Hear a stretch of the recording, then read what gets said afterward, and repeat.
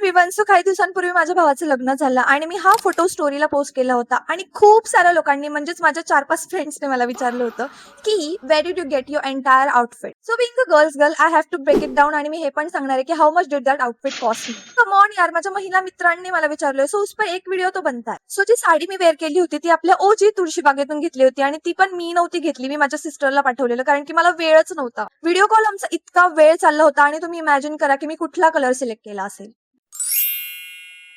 मी हा colour video कॉलवर बघत्या क्षणी फायनल केला होता, बट ह्याच्या पुढे जो केऑस झालाय ना मी सांगू पण नाही शकत. तर जेव्हा तुम्ही अशी क्यूट आणि प्रिटी साडी घेता त्यावर मॅचिंग परकर तर लागणारच ना. व्हिडिओ कॉल चालला होता आणि मला त्या व्हिडिओ कॉल मध्ये दिसलंच नाही की तो परकर पिंक कलरचा होता आणि व्हिडिओ कॉल तो परकर मला पर्पल दिसत होता, जसं की ह्याला तो मॅच होईल. मी इतकी डम आहे ना, मी एवढी एक्सायटेड होते ती साडी मिळाल्यानंतर की मी त्याच्यानंतर परकर उघडून बघितलाच नाही. मी तशीच टेलरकडे गेले आणि तिला साडी देऊन टाकली आणि तिला म्हणले की मला ब्लाऊज स्टिच करून दे. आणि हे सगळं होत होतं लग्नाच्या लिटरली 1 दिवस आधी आणि मी जेव्हा तिच्याकडे ब्लाऊज घ्यायला गेले तेव्हा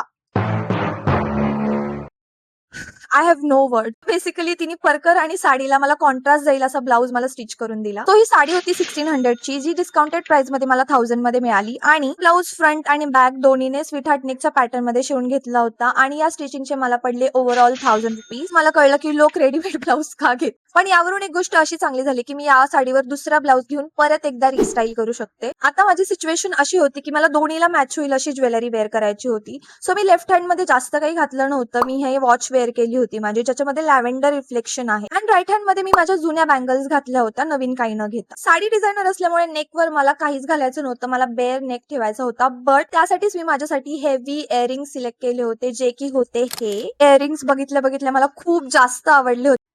I think the quality wise price is quiet.